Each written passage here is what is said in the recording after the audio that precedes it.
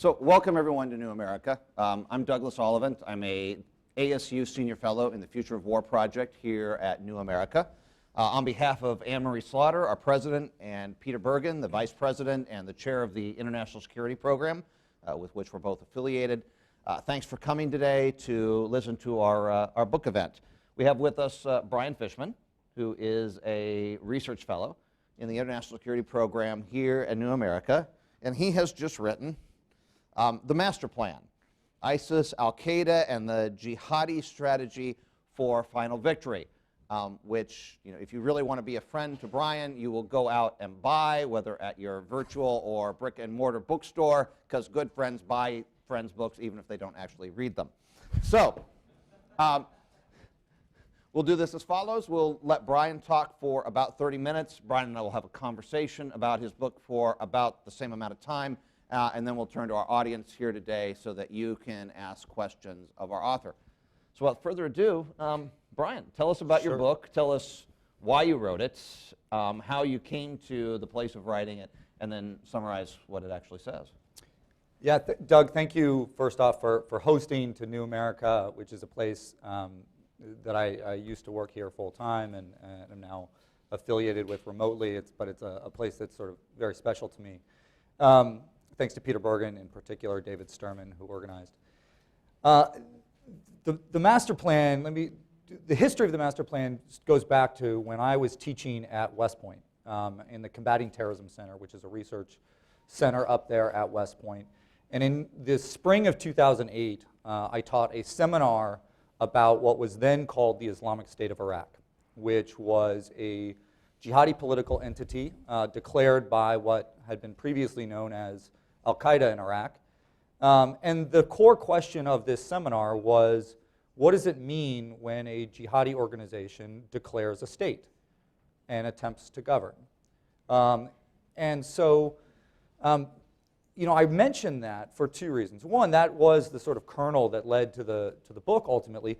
But two, I think it shows that the discussion about our present problem of the Islamic State is often framed in events that have happened in the last 2 years, maybe the last 3 years.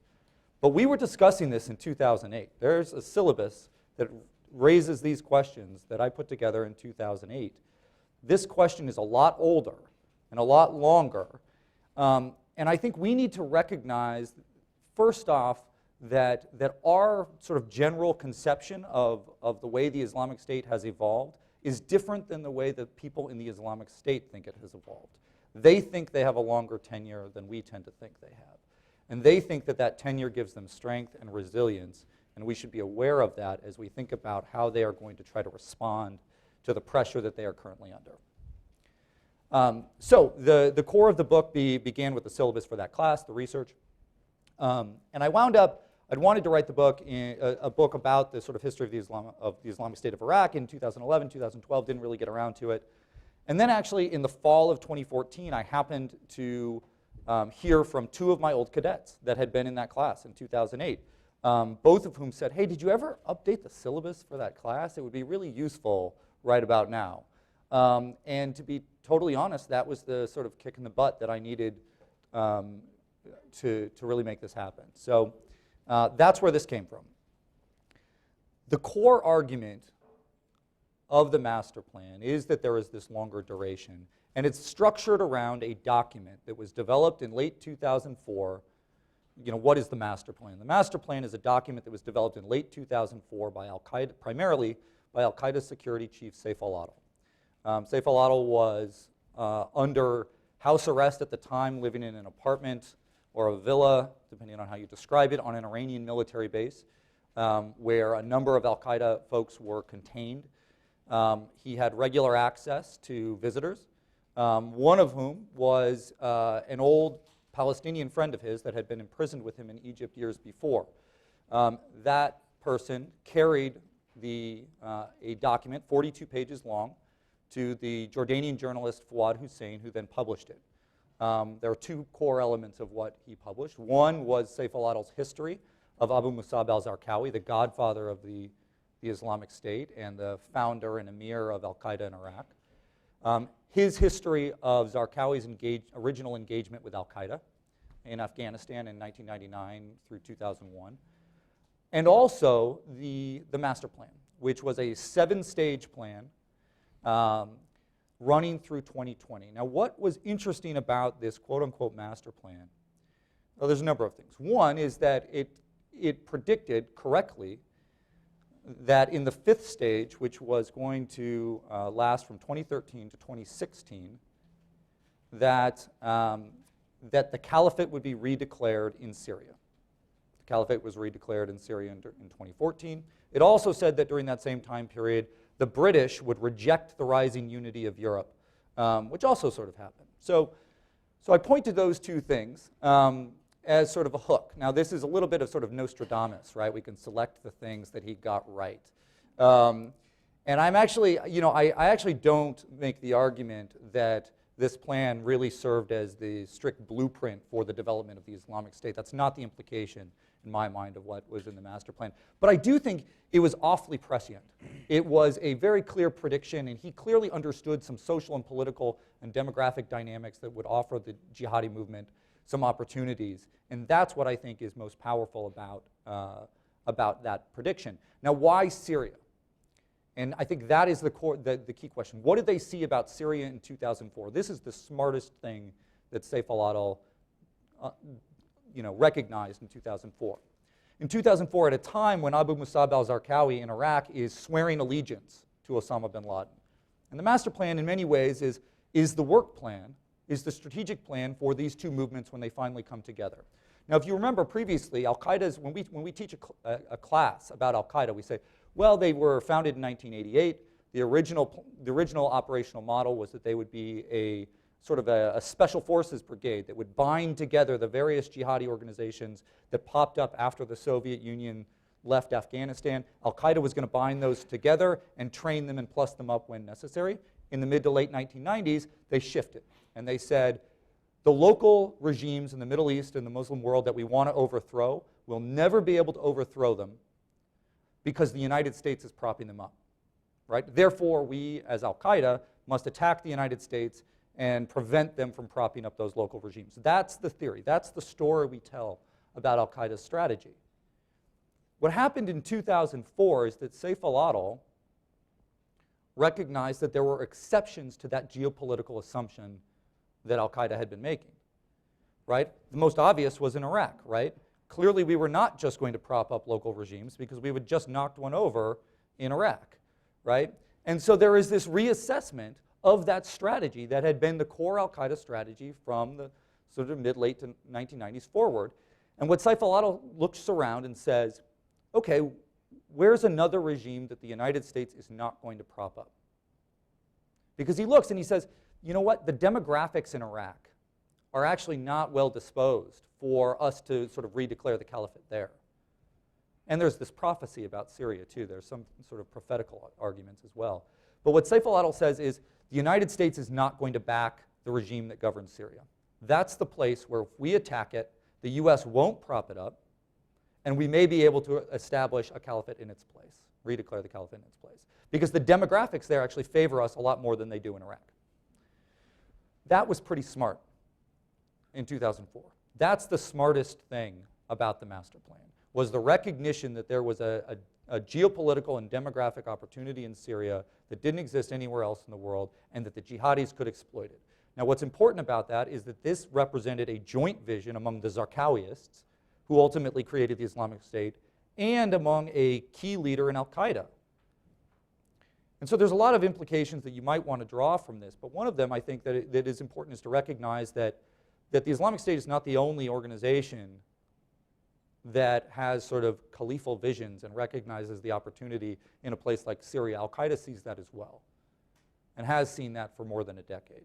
We should keep that in mind even as we worry about the Islamic State primarily as these al-Qaeda-aligned elements now under the guise of Jabhat Fatah al-Sham are working to build sort of political engagement. Now, why did this fail, right? The great failure of the master plan is that it was built for an alliance that no longer exists. The Islamic State and al-Qaeda are now very much at odds with one another. So what's the sort of core strategic and ideological difference? I would make the argument, actually, that a lot of that is just personality. The people just don't like each other. There is a struggle over power. But setting that question aside for a minute, what are sort of the ideological sort of differences here? Well, I would argue that there are two primary ideological differences between these organizations. One is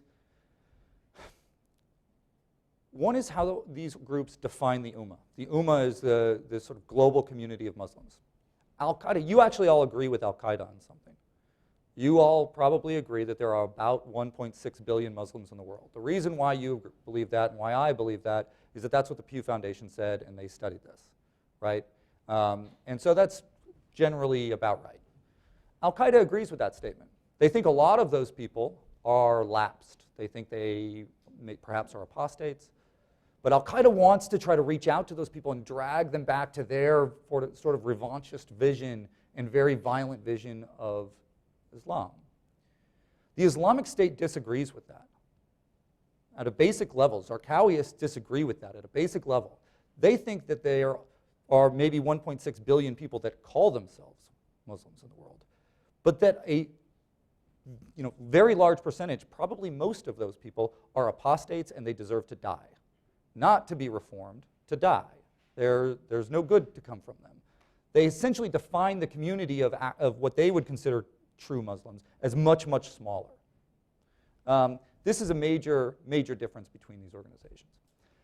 The other key difference that I think is worth pointing out between the sort of Zarqawiist worldview and Al-Qaeda is that Al-Qaeda, while rejecting the political hierarchies that have existed in the Middle East, rejecting the clerical hierarchies that have existed in the Middle East, they try to stand up their own. They believe in the idea of expertise. They believe in the idea of leaders that are not right on the battlefield, engaged in violence, and in their wisdom, right? The Islamic State does not.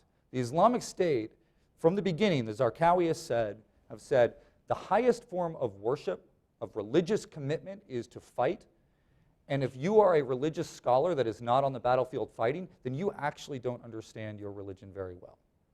This has major implications because what it has led to within the Zarqawiist worldview is the devolution of tremendous ideological authority to low-level people. It's fundamentally a populist movement.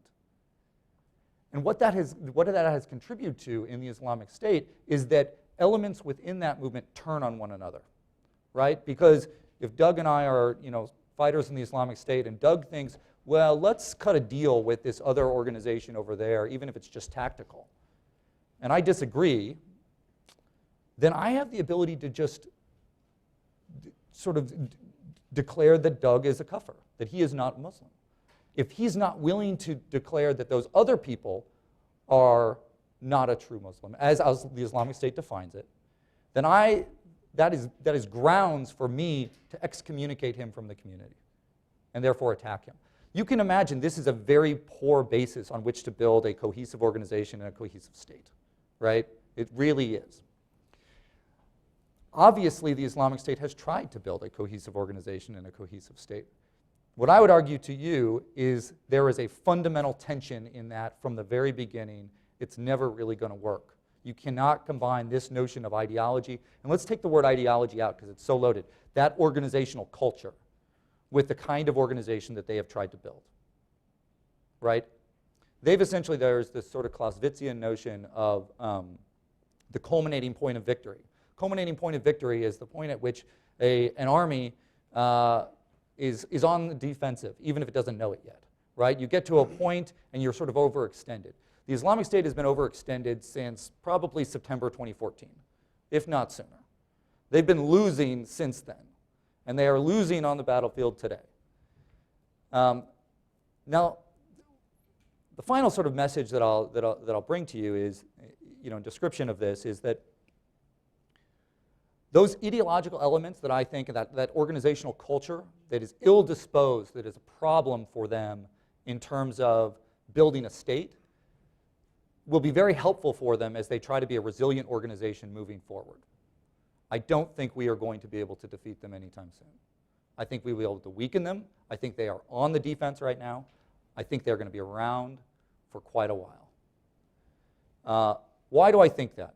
One of the major reasons I think that is that I look at the period when we were fighting them before.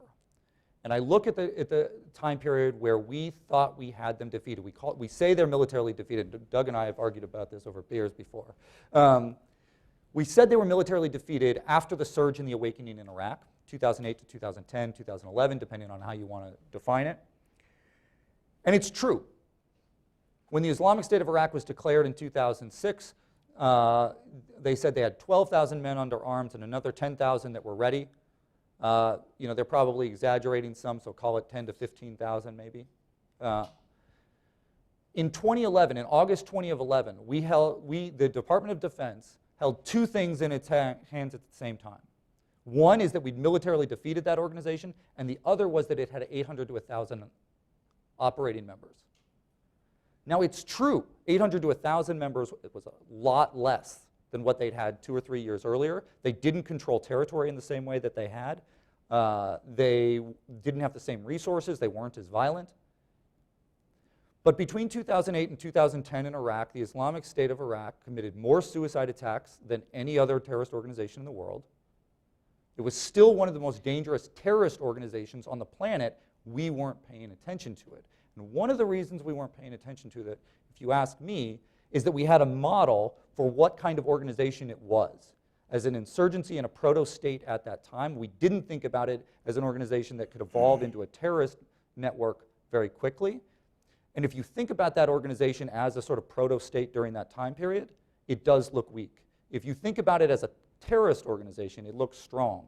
800 to 1,000 members is 4 to 5 times the number that al-Qaeda had on 9/11. Now, al-Qaeda had only fewer than 200 members by design, right? It wasn't that it wanted to be a small organization. The Islamic State had a very different model.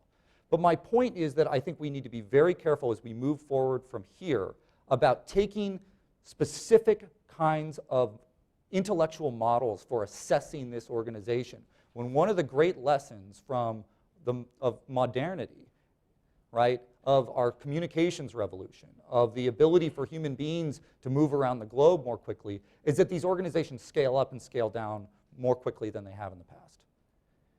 Right? And so if we use one intellectual model to try to understand what they are, I worry that we will misunderstand persistent and dangerous threats. So what does that mean going forward? Where do I think we're going to go? I think we're going to get to a point where the Islamic State is going to lose much of its territory in Syria and Iraq. It's playing defense now. I don't think that it will be eliminated. I think it will be able to create alliances with local, tribal, and political networks. I think it will make money off those. It will operate like a mafia in those kinds of settings. And the reason why I think this is because that's what it did before. Between 2008 and 2010, when frankly we weren't paying attention. One of the reasons why we weren't paying attention is that our collectors were no longer there. Right? And by collectors in this sense, in a policy sense, I mean the journalists. Right? Journalism organizations started to leave Iraq during that period because it wasn't as much of a focus. We weren't getting the same kind of reporting. I think we didn't see the sort of danger that they posed over time, and I worry that we will make that same mistake again. People say, well, that's crazy. How could we ever get to a point where we would underestimate this organization in the future? We think about them so much today. And I would just say, we went through a tremendous intellectual shift from 2006 to 2009 in the way we thought about this in a relatively short 3-year span. And we could do that again. We could take our eye off of it again. And so I warn us not to do that. So what do I think? How do I think this group is going to evolve? I think it will maintain its ability to be a vibrant terrorist organization with a global reach. I think that the diaspora from this organization is going to be a problem for the globe for the next 20 years. 25 years. I think that they're not going to be able to demonstrate as much dramatic power on the ground in Syria and Iraq, and they're going to have to try to replicate the notion of a caliphate in other ways. They're going to do that by falling back on some of the arguments that they made when they were weaker the first time. So in 2006, they were very clear. They didn't need to hold territory in order to be understood as a legitimate Islamic State. They will go back to those arguments. They will make the argument that the Caliphate is built on a set of feudal relationships between local emirs to the Caliph, and that it's not dependent on territory. They will make the argument that as long as people believe in the Caliphate and that the fight continues, that it is legitimate. They will make the argument that the Prophet Muhammad's first Islamic State built in Medina was very small, and that they actually control more territory than he did. And if you're going to criticize them, you're criticizing the Prophet. Now, I think the overwhelming majority of Islamic scholars around the world would laugh at that argument, but it's going to be compelling for the small minority, for the fringe that's actually susceptible to it. And so that's, the other thing that I think we're going to see them do is work on what I refer to as their earned media strategy. Right? In a domestic political context, we talk about earned media, paid media, and owned media. Right? Earned media is when you go out, you do a big event, or you create some splashy YouTube video that gets picked up by regular media outlets. We have to recognize that much of what the Islamic State does in terms of its propaganda is an earned media strategy. It's not that they want their propaganda to be ingested directly. They want international media to pick it up and amplify it for them. This is real, and that is a strategy, and I think the journalists need to understand that that the Islamic State is attempting to manipulate them in that way. They're going to try to do this. Right, that's why you see ever bloodier videotapes. That's why you see, the most awful recent one of people hanging on meat hooks and things like that in Syria and Iraq. They're not going to have the ability to develop those kinds of set pieces once they lose territory. So they're going to have to be creative about how they do this and generate new ways of demonstrating brutality going forward. It's going to be things like very brutal stuff a la the James Foley video and the beheading videos, but perhaps taking place in other places outside of Syria and Iraq, in an apartment in Paris, those sorts of things. They're going to live tweet stuff. They will attempt to stream things live. They will do those kinds of things in order to generate and pursue their earned media strategy going forward. And that is how they are going to try to maintain the perception of power and global authority that will, in my mind, enable them to maintain the perception of a caliphate. I think they will be able to maintain that argument among a smaller set of people. They're not going to get the number of recruits they've had in the last couple of years, but it will be enough. It'll be enough that if a new opportunity arises, they will be able to seize it. Those opportunities could come in a variety of different forms. I think one of the great elements here that they have not been able to achieve that's laid out in the master plan is a series of effective attacks on Israel. I think they would take that if they could get it, for sure. Obviously, ironically, one of the challenges for them in doing that is that they have to get through Hamas and Hezbollah in order to do it. Neither of which want to allow the Islamic State in on their game. But those are the kinds of things they're going to try to do. I think we need to be very, very supportive and of our friends in Lebanon, friends in Jordan that are very much at risk in these kinds of scenarios, friends in Saudi Arabia, even though they're not always as friendly as we might like. But destabilization in those places is the kind of opportunity that they are going to be looking for and trying to foster, because that's how you get off the mat. That's how they got off the mat last time. So with that, I think I'll wrap it up, and Doug and I can chat a bit. Great. Thanks so much, Brian. We'll start with the easy stuff. Okay. You talked about the master plan in your book. You've talked about it here. You list the 7 stages of the master plan. Can you just run through those briefly to give the audience both here and elsewhere an idea of exactly what you're talking about and what this is and how it's unfolded? Yeah. Now I'm terrified that I'm going to forget one, but that's I've okay. got the book right here. Yeah, You can borrow it. I'll do my best. I just may get a name wrong. So the first, they start with what they call the awakening stage. Right? Remember, this plan was developed in 2004, so some of this is justification after the fact. So they start with the awakening stage, which they said lasts from 2000 to 2003, really the hallmark being the 9/11 attacks. Now, they talk about that as a very good thing, but remember, this is drafted by Sayf al-Adl, who we know was one of the al-Qaeda members that actually opposed the 9/11 attack. And that's why I say it's sort of ex post facto justification. The second goes from 2003 to 2006, the stage of standing upright, if I remember correctly. And that essentially is draw the United States and the West into a fight in Iraq. And most importantly, try to get governments in the Middle East to choose. Are you going to back the US, in which case you're going to alienate and anger your populations? Or are you going to stand with resistance to invasion by a Crusader army? The third stage is the big setback for them, 2007 to 2010. This is the stage where they said, we're going to start a fight in Syria between that time period. We're going to start a fight in Lebanon, and we're going to be able to strike Israel during this time period. Now, actually, if you go back, there were attacks in Syria by these kinds of folks in the 2006 timeframe, including by folks that were connected to al-Qaeda in Iraq and the Islamic State of Iraq. But they were relatively low level. They weren't sustained. There was an uprising by Fatah al-Islam in Lebanon, which is a group that the Syrian government had backed previously and sort of turned on them. 2004 is the sort of consolidation of those gains.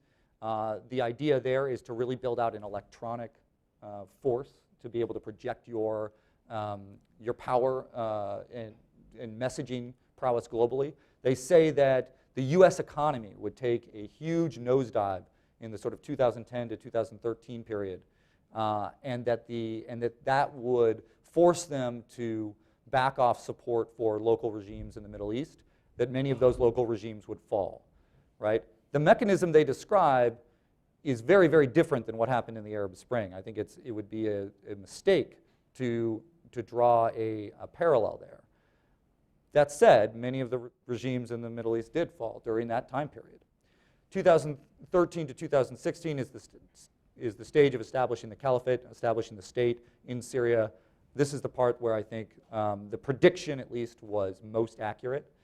That was to be followed by sort of two stages that are very closely intertwined. The stage of absolute confrontation, which the hallmark of which was to be a campaign of global terrorism unlike the world had ever seen. I think we can argue that that has happened. And then ultimately final victory. Final victory being defined as the West and the United States pulling out of the Middle East, abandoning Israel, and the Israeli government falling. As those 1.5 billion, as they say 1.5, not 1.6, 1.5 billion Muslims unite behind this new caliphate. Obviously, that's not going to happen. Like the final victory is not going to happen. The Islamic State is not going to take over the world. Neither is al-Qaeda.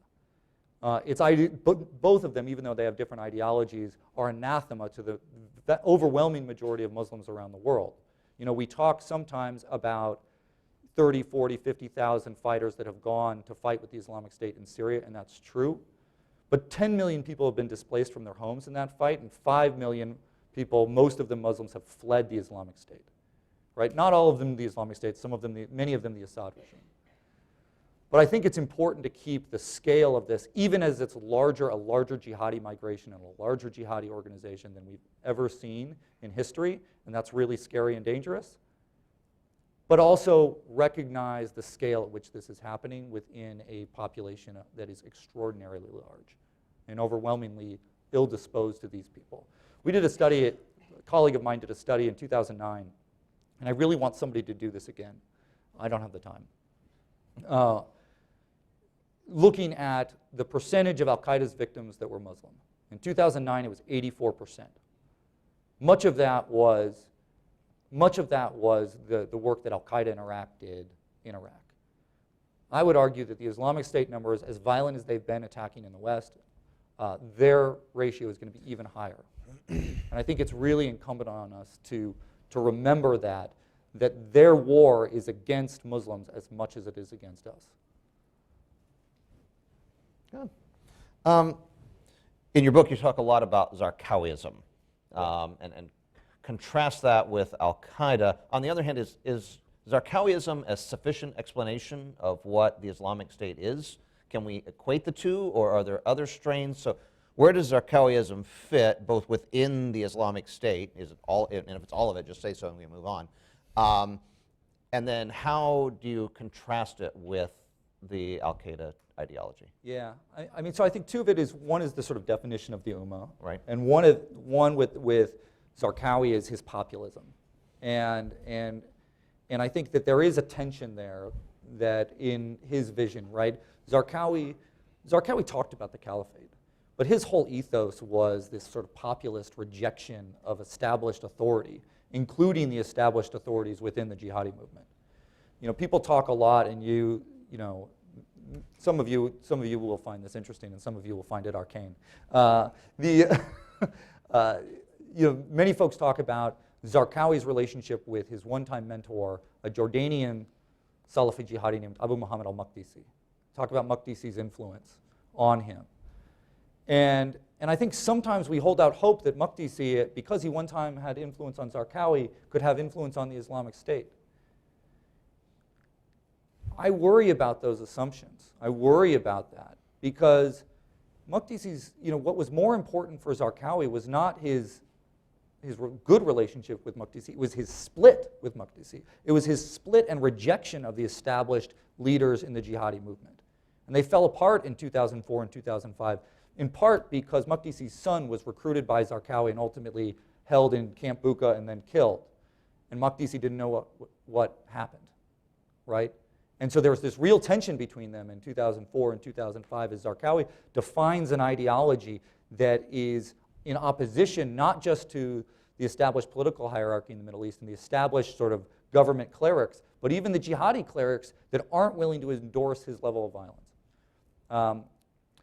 So I think that's important. I think there are other strains of thought that have come into play in the Islamic State that have been built on top of that. One is sort of packaged together in a text that many of you will know called The Management of Savagery, which was written by a pseudonymous, I'm not going to be able to pronounce it, somebody calling himself Abu Bakr Naji. One of the things that I talk about in the book is that Abu Bakr Naji is almost certainly a man named Muhammad Khalil al-Hakema, who was an Egyptian fighter who was killed in 2008 in Pakistan.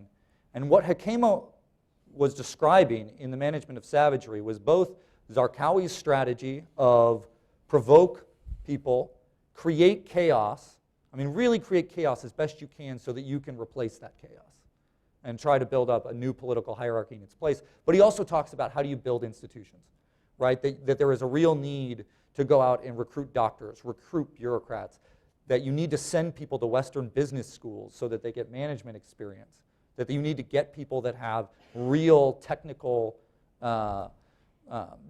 media experience.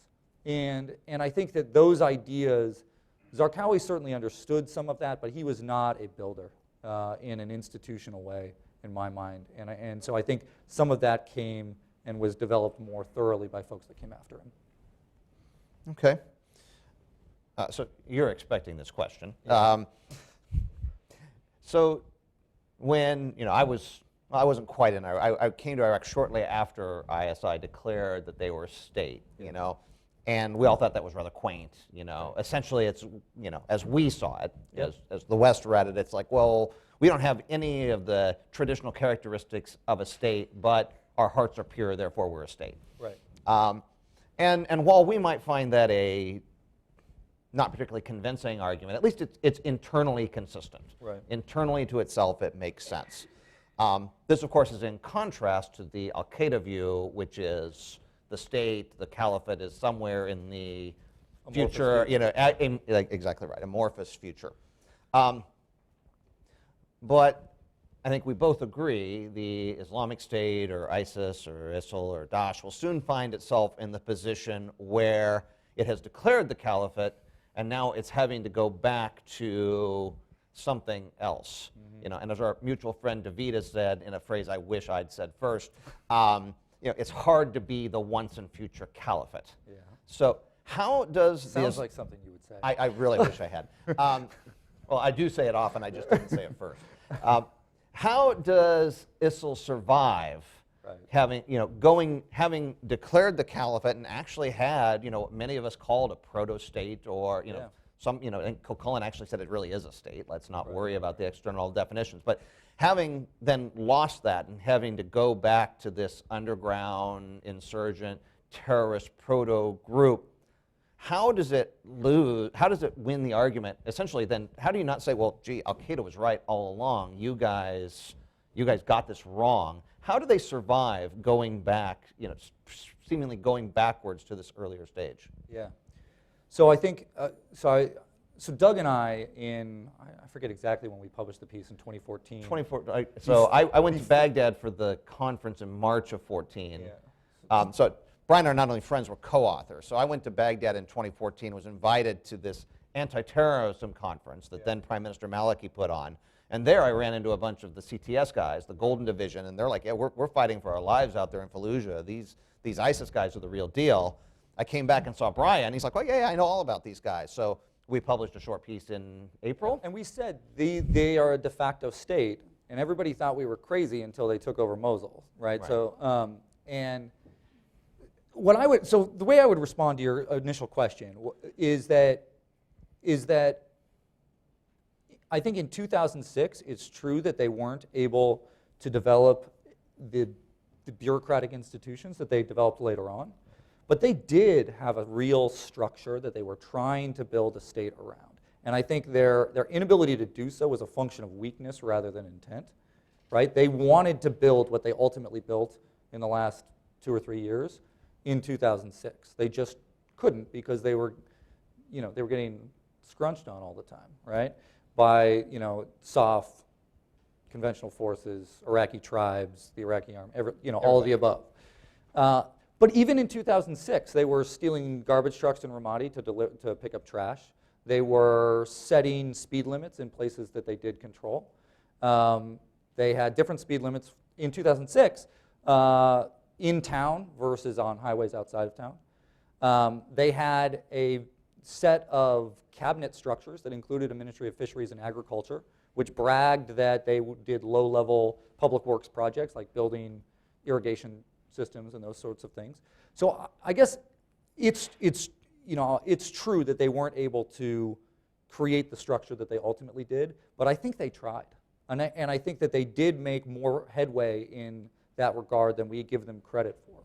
The other thing I would say is that they had a really organized structure at the time, and especially during the 2008 to 2010 period, that helped them survive.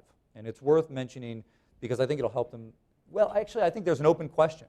And for folks that might be in the sort of intelligence world, this is a question that I think you guys should be wrestling with. I don't have the data to answer it. During that time period, one of the reasons why they were able to survive is because they operated in a very cellular way, right? They had a central structure, and then they had district and sector leaders. And those different bureaucratic entities were responsible for their own fundraising. They were responsible for bringing in their own personnel. And so we could kill one of them, and others would survive and operate distinctly, right? This is sort of classic cellular terrorist organization 101, right? I think it's a really fascinating question whether they still operate that way today. Right? We see, you can see some of the propaganda that comes out that shows these great hierarchies. But the question and the metric that I would really look at here is what percentage of funding are the actual local units of the Islamic State today getting from the top versus the bottom? How much are they extracting from the population so that they sustain themselves versus being dependent on sort of a trickle-down function?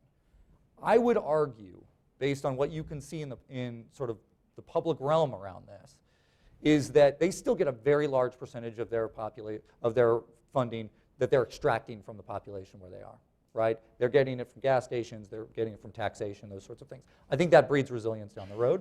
I think it's an open question, though, and I think that the data that is in the public, this is a place where data that is only some folks in government are going to have is going to be a lot better than what you can get in the public, right? Some people say open source is everything. This is one of those questions that would be a lot easier to answer on the inside. So that's one. How do they deal with the sort of larger ideological setback of losing the territory that is the Caliphate? I think there are a couple things. One is that it's not like their argument that they are the Caliphate has been hugely successful. And already, right? It's gotten a lot of attention, but what percentage of people around the world actually believe it's the Caliphate, right? It's criticized by every major Islamic scholar, including many of the jihadis that have backed al-Qaeda. It's not as if the sort of jihadi community has rallied behind what the Islamic State is doing and said, oh yeah, this is definitely the Caliphate. It's been the sort of rebel younger clerics that have done much of the sort of, created much of the sort of quote-unquote theological backing for that argument to begin with. And so I don't think they have as much to lose, I guess, as some folks do. What they have to lose is the sense of political momentum, right? And the reason why that is meaningful is that I think a lot of folks are signing up for this because they believe it is a pathway to restore a sense of dignity that for whatever reason they have lost. And it helps to join a winning team if that's what you're looking for, right? And right now they are not a winning team in the way that they were.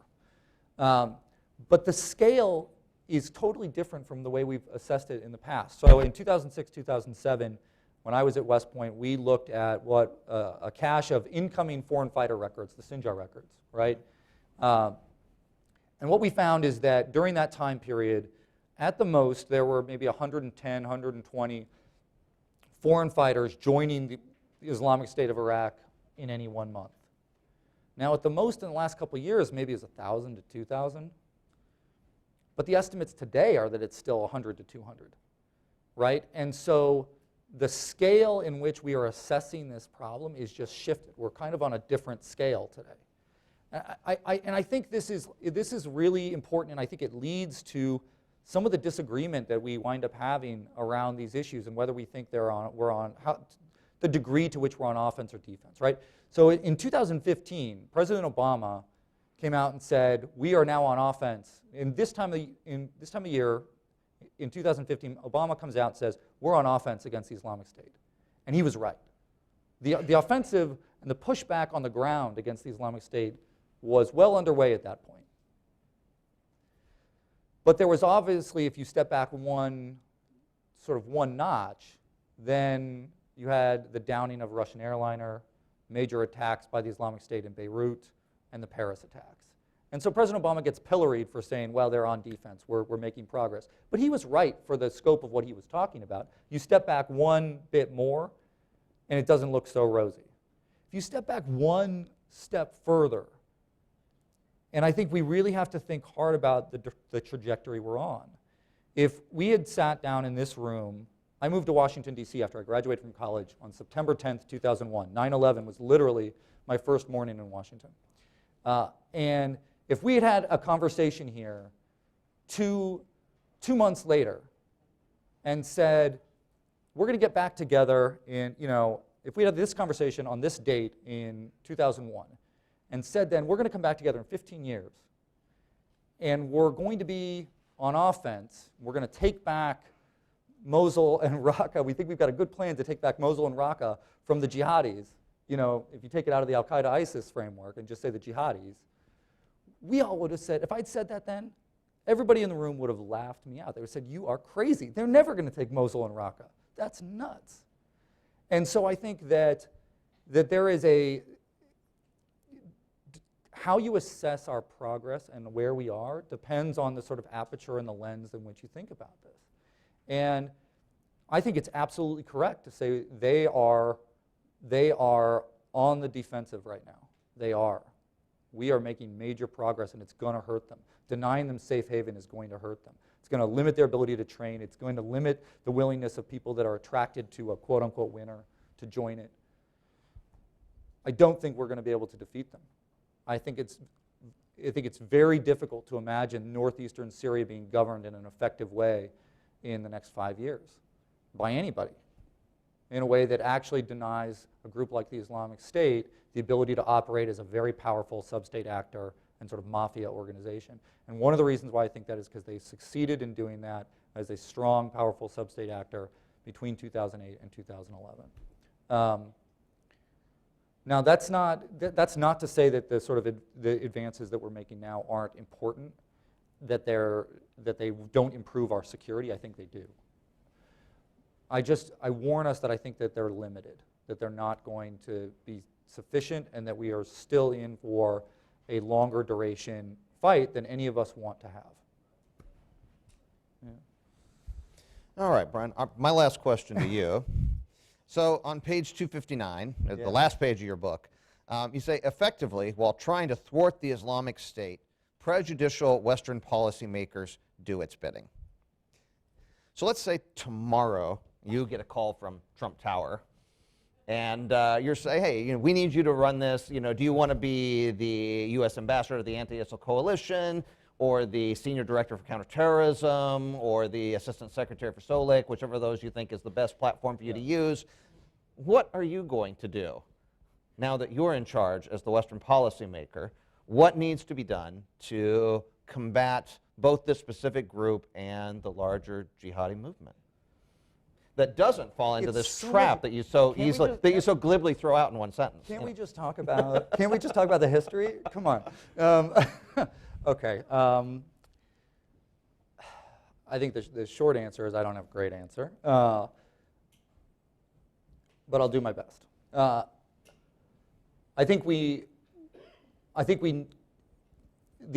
The advice I would give to President-elect Trump is the same advice I would have given to Hillary Clinton. It is that a group like the Islamic State makes many enemies. But it is not always true that the enemy of our enemy is our friend. And the fundamental challenge that we face now in both Iraq and Syria is one that especially in Iraq, you know those politics far better than I do. But the fundamental challenge is not the military one. It's not, can we take Mosul? Can we take Raqqa? The Islamic State, for all of the credit it's gotten, has proven to be a dangerous military actor, but when there is organized resistance, it has not always proved successful militarily. But it is holding together this very tenuous coalition that strikes me as the most tricky thing over the long run, because of the innumerable, almost, fractures in that coalition. And so one of the things that I would say is that the military progress has been slower than I think a lot of folks have liked, but there actually is this coalition that seems to be functioning right now. And doing everything that we can to hold that together strikes me as priority number one. That's not going to be easy, and again, Doug, I think you understand some of the details there, especially in Iraq, better than I do. But that's got to be number one. I think we have to make sure that we distinguish between al-Qaeda and the Islamic State when we think about counter-messaging. The sorts of things that we want to do to those groups are different. When we're thinking about al-Qaeda, getting sort of senior criticism from Muslim leaders and the notion of political leaders, I think, can be effective voices against al-Qaeda, because al-Qaeda doesn't reject the notion of social hierarchy. The Islamic State does at a cultural level, not necessarily within their bureaucracy, but at a cultural level they do. And so the best messengers against them are going to be the formers that have defected. They're going to be the victims. It's going to be the stories of corruption within the Islamic State, that this entity is not actually what it says it is.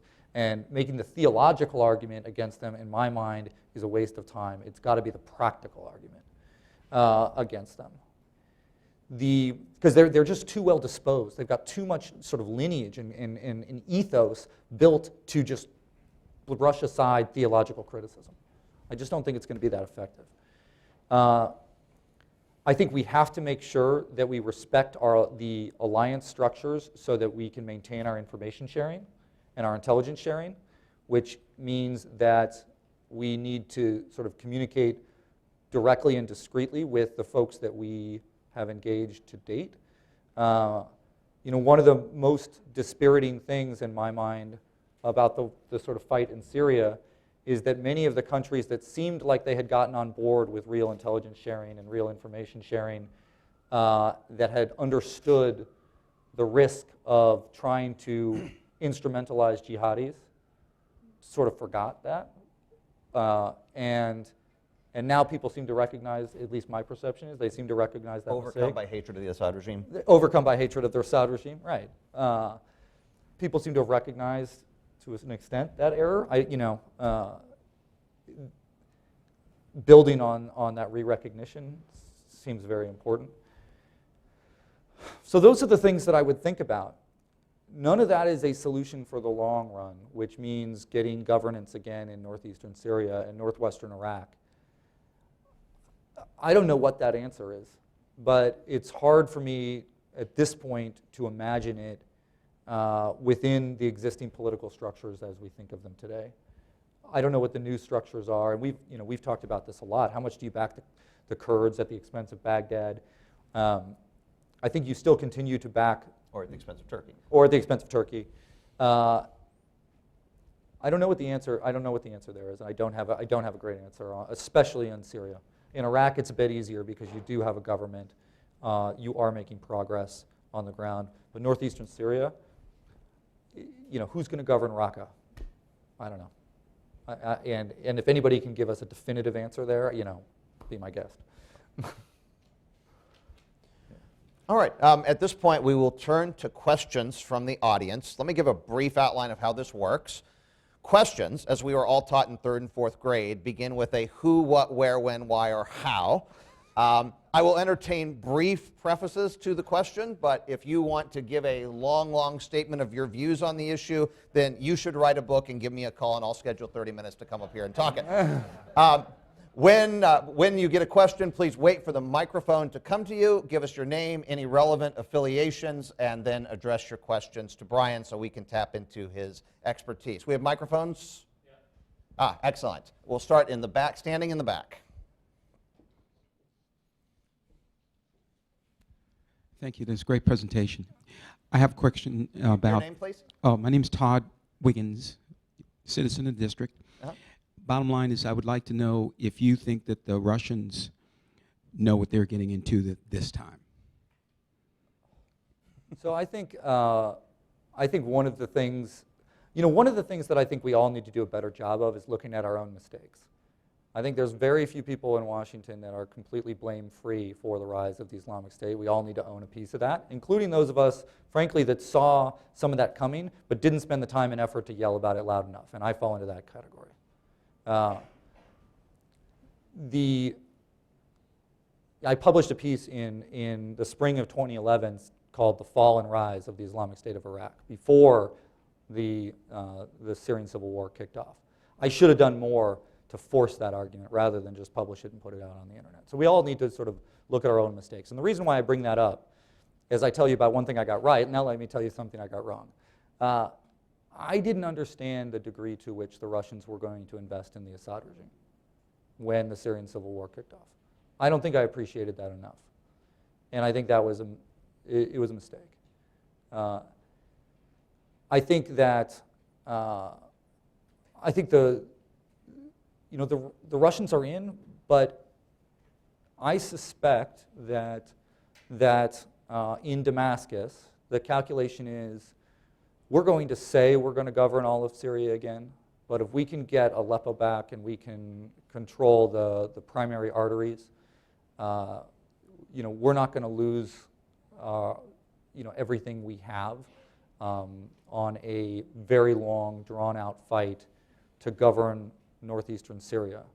I think whatever they say, my instinct is they would accept a sort of suboptimal outcome. Now the problem there is that suboptimal outcome would leave a gap in governance that will perhaps not be filled by the Islamic State, but will enable the Islamic State to persist and have enough of a safe haven in order to plan the sorts of terrorist attacks that threaten the international order deeply. here in the front.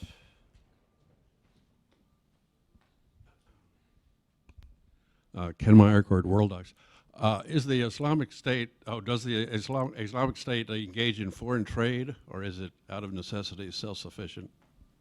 Well, there's a lot of great reporting that they have engaged in some trade, right? Both with the Assad regime, but also seemingly running, seeming taxing trade from within their population of resources. Well, but taxing trade that goes to both Turkey and into Iraq. Yeah. So there has been that dynamic. So people who are sworn opposition to the Islamic State are actually allowing foreign trade with it. Sure, but I mean, every conflict like this has a wartime economy in which resources go across those lines. So that's, I mean, you're right, that is sort of striking, but it's downright traditional. Yeah, I mean, it's, you know, that happens every time. Yeah. Right next to, with the mic, right here, yeah, in the glasses, thank you. Hi, I'm Tyler Nocita from the Atlantic Council. So I guess my question is, after this Mosul campaign kind of winds down, it looks like it's going to go pretty well, right? So when this is, yeah, fingers crossed, you know, if we don't mess it up. But when this is over, do you see this coalition sort of sticking together after the Kurds kind of don't have, they don't have any more real goals after they've consolidated all this territory? Do you see them, everybody kind of sticking together, or do you see things starting to fracture and fight again? Well, I mean, you know, I think we should, you know, ask Doug to opine on this as well. But I think it's going to be very difficult to get back to something like normal politics in Mosul. I mean, you know, one of the reasons why the Islamic State of Iraq found Mosul useful last time around is because you've got these very difficult politics. I mean, it's a primarily Sunni city, far from Baghdad, a government led by folks that are mostly accountable to people that aren't in Mosul. You know, take it out of the sectarian dynamic. They're just accountable to people that aren't in Mosul. There's also the ethnic dynamic between Arabs and Kurds, which does define some of the politics in that city. And the Islamic State was able to play on that dynamic, not necessarily a sectarian dynamic in previous years. There's also a Christian minority that the Islamic State of Iraq was able to scapegoat pretty effectively the first time around. So it's a place where there are cleavages that are that an adaptive organization that is willing to make some compromises. You know, and I sort of defined, you know, I mean, you just heard me explain Zarqawiism and how uncompromising it is, right? When push comes to shove, everybody compromises. And they did the last time. And I think that they will again. So will that coalition hold together? I think I'm optimistic that it will hold together at sort of a high level. I'm less optimistic that it will hold together at sort of a working street level. And that's where, you know, the Islamic State will be able to pull off enough tricks in order to sustain itself. I don't know, Doug, do you have any thoughts on that? This is your event. I'll let you talk. All right. Over here in the dark seat. Yes.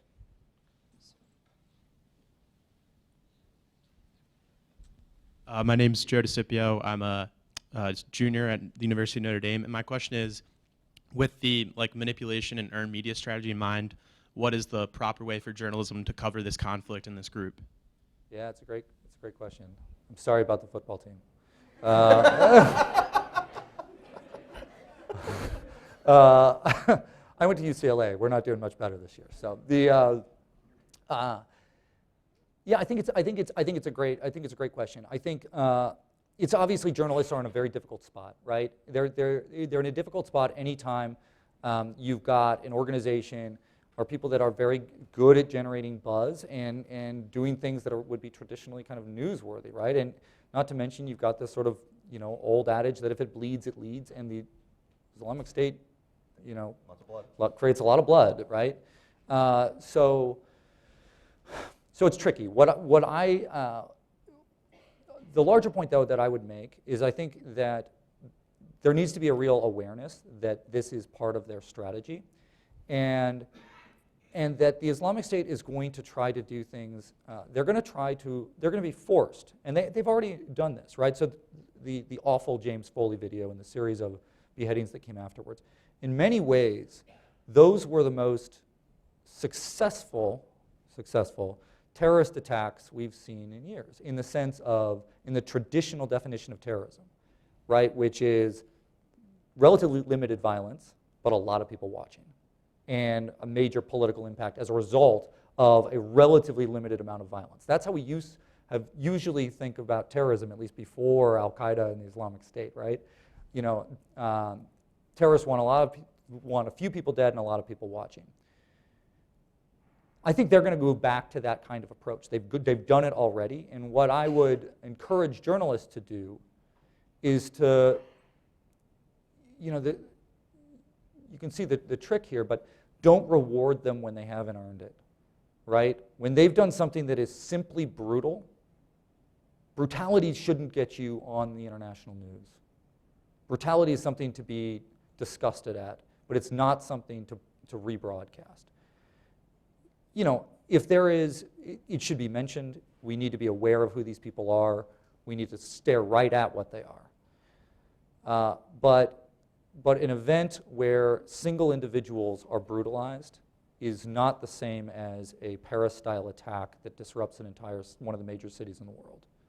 And I think that, you know, one of the things that the Islamic State has done, especially by kidnapping and hurting aid workers and journalists, is they were speaking to the community directly, that they wanted to amplify their message, right? You can imagine, if you are a journalist, why an attack on a journalist is going to hit very close to home with you.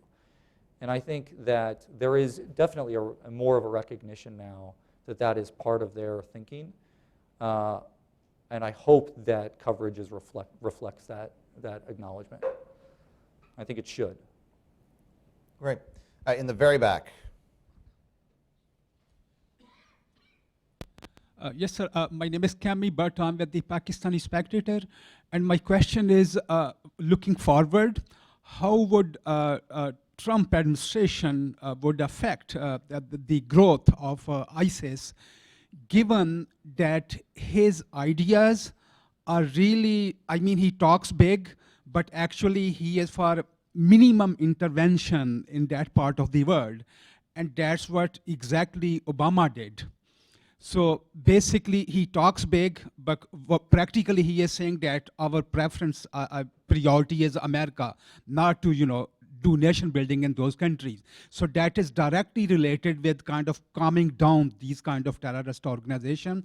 So do you think that whatever Obama achieved by calming those people down, telling them Islam is a great religion, it's a religion of peace, whereas Donald Trump is just talking opposite of that it's a problem with Islam or a problem with Muslim, but actually he is for minimum intervention in that part of the world. So do you think it would help American implementing American foreign policy in terms of calming these terrorist organizations down? Right. Thanks. So I think the first thing I would say is I don't know what Donald Trump's foreign policy is going to look like. I don't know. And I think that there is, at this point, still an open question. I hope that the president-elect defines some of that even before he gets into office, because I think certainty and some predictability would be a good thing. I think that, you know, the advice that I would give him, again, is the same advice I would give any incoming president, which is that we very much need to work with allies, and that if we conceptualize this as primarily a military problem rather than a governance problem, we're going to be back in the same hole in 10 years. And so governance is really critical. Governance is slow. It's going to be ugly. I think that President Obama, you know, there are certainly appropriate ways to sort of criticize. You know, he can definitely be criticized for some of the way we've dealt in Syria. I think he's actually been more interventionist in certain ways than people realize, because he's been very quiet about it, about some of those things. I think that a President Trump is unlikely to sort of, you know, carry a big stick well, walk softly. It doesn't seem like his disposition. So there's probably going to be more alignment between the messaging strategy and whatever the actual strategy is. I think that we have to recognize that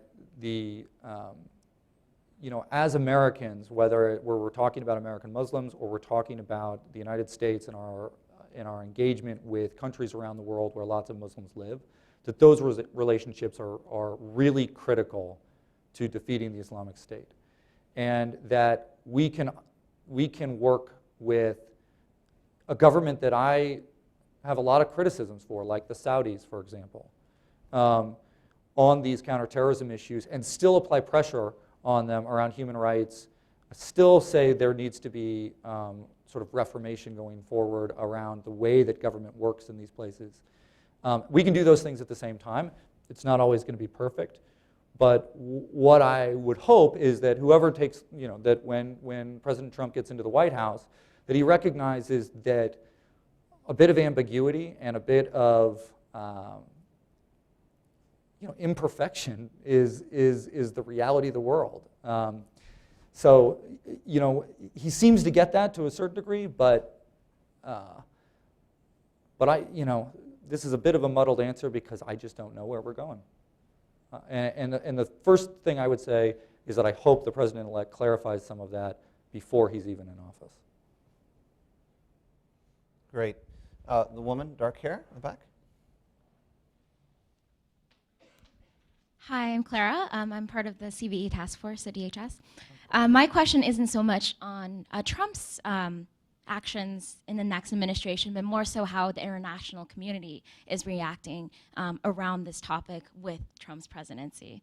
I know that's kind of an interesting question, but we did see ISIL kind of cheer up in arms and celebrate with Trump's victory. So I just wanted to hear about whether you had thoughts around international reaction, particular to this topic.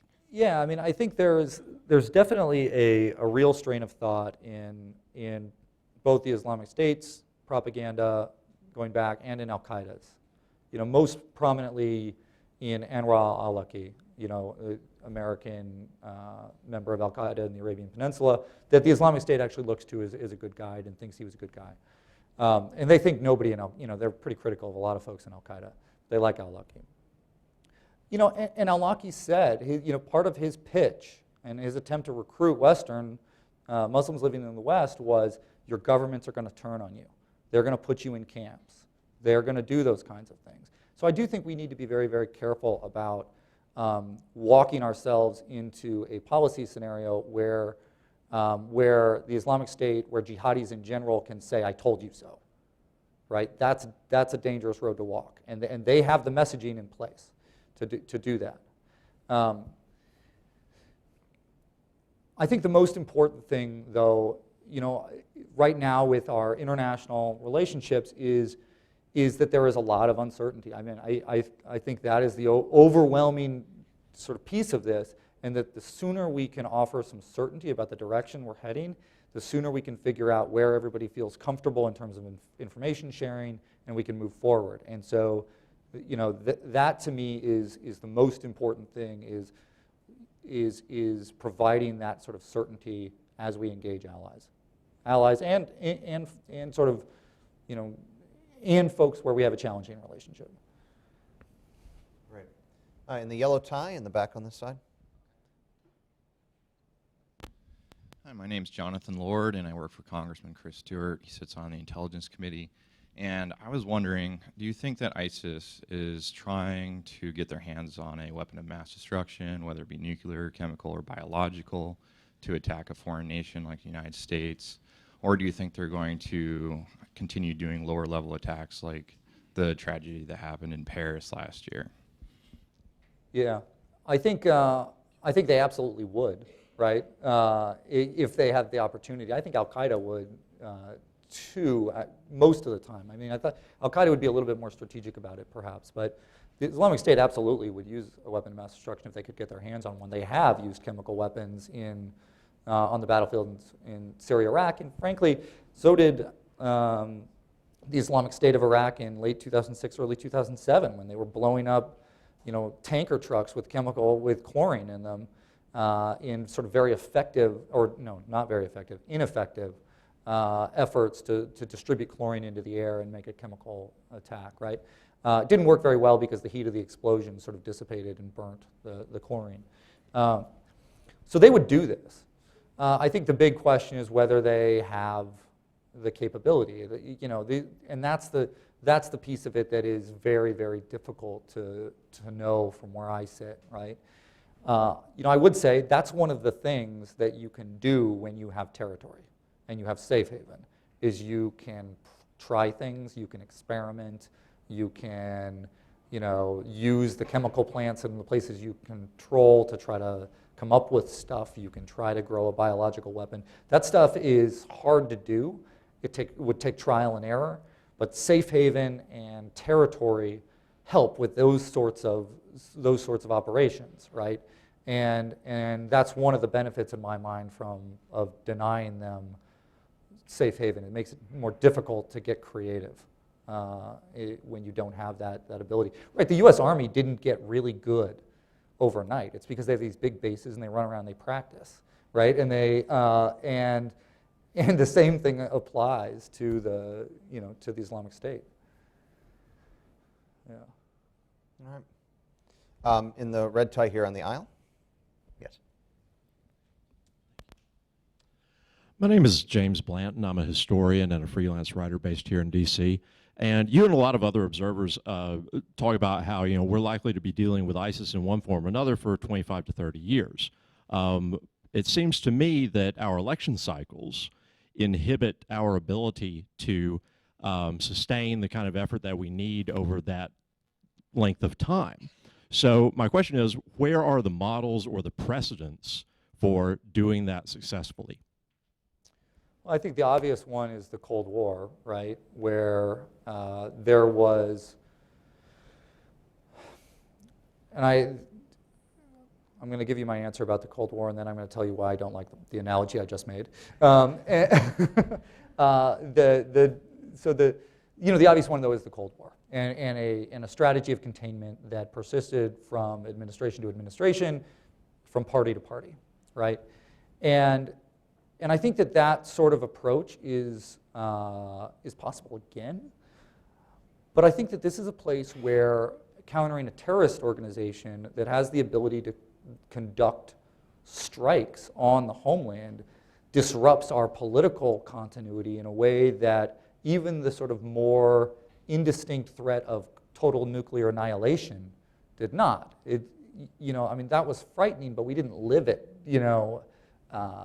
people didn't fear for their personal safety as much on a daily basis in the way that my sense is people irrationally, right? Terrorism still doesn't kill that many Americans, right? But they still feel it, and you understand why people feel it, right? And so I think that makes the sort of political transition more difficult because these attacks and the politicization of those attacks, because they really impact Americans directly in the homeland, makes that more difficult. But I also think the reason why, and that's one reason why there's a difference between the Cold War and now. But the other reason why I think that analogy is dangerous is that the Islamic State is not the Soviet Union, right? The sort of jihadi movement, even though you've heard me make the argument that I actually think the jihadi movement writ large is sort of still steadily, there's these ups and downs, but there's still sort of the trend line. They're on a downswing right now, but if they come back up, the trend line is likely to continue moving up, right? But they're still not the Soviet Union.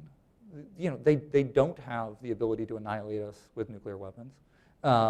And we have to be able to have a reasonable discourse about them that recognizes the real danger that they pose, but but right-size the discussion and right-size that danger. And I think that's the most disappointing thing. We haven't been able to do that, and we need to get better at it. And we're headed into a new administration, and maybe we'll do better in this one. Right here in the front, you've been very patient.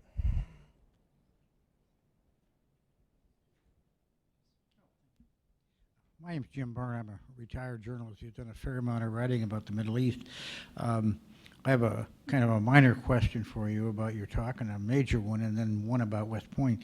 Why is Daesh considered an insult? I've known Arabic speakers ask that question and they don't know. It's an implication that they're not a state of God, that they are a state of corruption and ill and not What's the appropriate Arabic theology. translation? Or the English translation? Oh, I forget off the top of my Oh. head, to be honest. I don't use the word Daesh, and the reason why I don't is because I use the word the Islamic State because I think it's really important that we understand how they think about themselves. And I think we were talking about, we continue to use the term AQI, al-Qaeda in Iraq, until we didn't actually list the Islamic State of Iraq in the actual State Department Foreign Terrorist Organization designation of the group until 2012, 6 years after they started calling themselves the Islamic State of Iraq. We kept calling them AQI.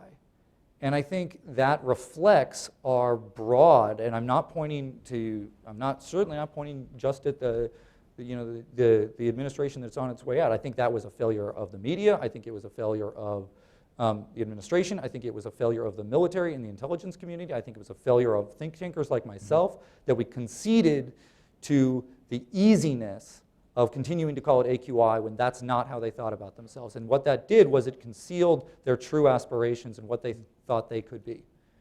And so that's why I will continue to call them the Islamic State. I don't think what I call them actually matters a lick to their sense of legitimacy or their sense of legitimacy among their followers.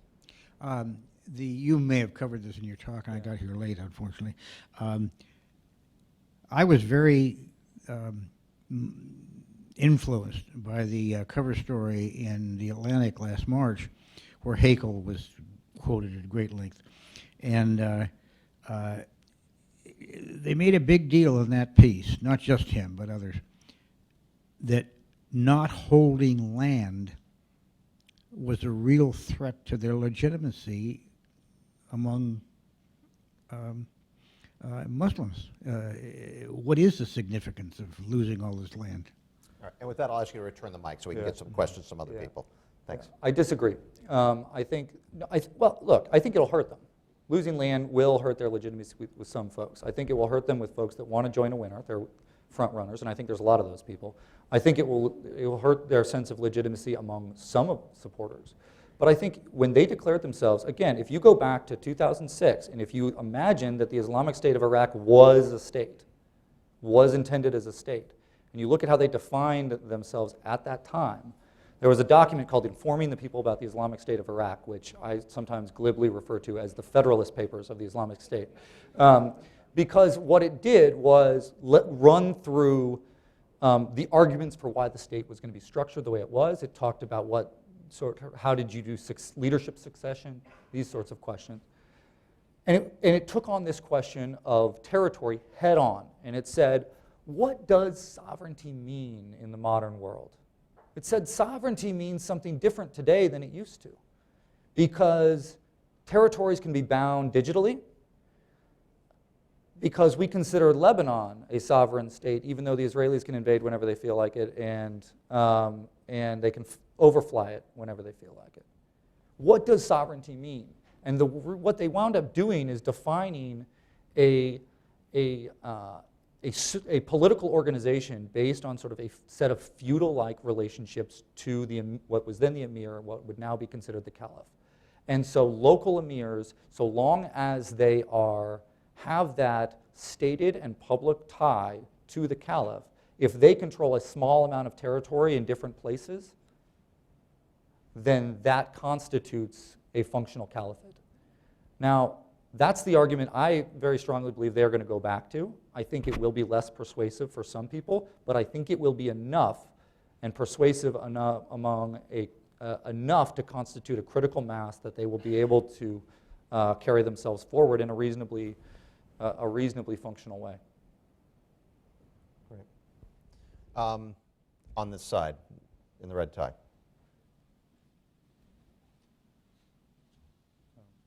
Well, we'll do, okay, you first, and then you're going to get the last question. Right, stay where you are, let him go, and then we'll close with the gentleman He's here. in red. dangerous, though. He's dangerous one. So Matt Rice, CV Task Force. Following up on that question, as they lose territory, what's the likelihood that they will try to swing to a virtual caliphate and try to just maintain online presence? I think that, I mean, they clearly do this to an extent already, right? I think that one of the things that, without going into a long history of the way that these groups have used the internet over time, the idea that that you can do a digital hijra has been around for a decade at least, right? Digital hijra would mean, a hijra was the Prophet Muhammad's move from the city of Mecca to Medina to go to a place where he could practice Islam fully, right? That you need to be among a community of people and you need to be able to express yourself, right? And so the notion of hijra, when the Islamic State calls for hijra, it's calling for people to come emigrate to the Islamic State. Here you can actually be a Muslim, right? A real Muslim. So the idea that you can do that in digital space has been around for a decade, and I think they probably will continue to emphasize that and perhaps emphasize it even more going forward. So I think that's real, but I do think they will want to demonstrate that even if they don't control as much territory as they do now, they do control some territory, right? They will want to make sure everybody knows they continue to have a presence in Iraq and Syria. Stuff will blow up in Iraq and Syria. And I think, but they may emphasize some of the places, the other places where they have, footholds. And I think people think about North Africa rightly, but I think we really shouldn't forget about Southeast Asia, where it seems to me, I mean, the number of sort of Indonesians and Malaysians and Bangladeshis that have wound up in Syria is pretty striking. I mean, and one of the reasons why I say that, it's just really far away, right? And yet people have gone there, right? And so that's a part of the world that I hope we don't overlook. All right. Yeah. And last question right here.